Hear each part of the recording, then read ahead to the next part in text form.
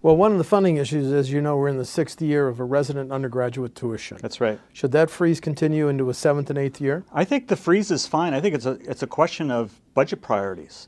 As you know, the university used to be 30, 35, even 40% of the, or I should say the state budget, the state's contribution Yes, to the university. state support for the system. Yeah, now it's in the low teens. So that's got to turn around.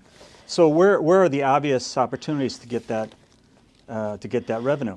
I look at that agricultural and manufacturing tax credit, which started out relatively small, and I think it's going to be close to $400 million a year.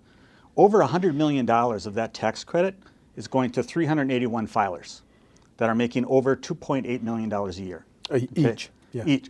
Yeah, and that's before the Trump, the tax plan, which a lot of high earners benefited from. So I think there's an opportunity there. I think there's another $100 million between $250,000 and that $2 million threshold. Okay. So how can that be better allocated? When I talk to business leaders, what's their number one concern?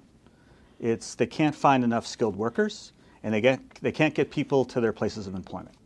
So that tells me that we need to build capacity within our technical college system. We need to build capacity within our undergraduate and graduate system. We need to build capacity within our secondary schools, so we're getting more folks to stay here.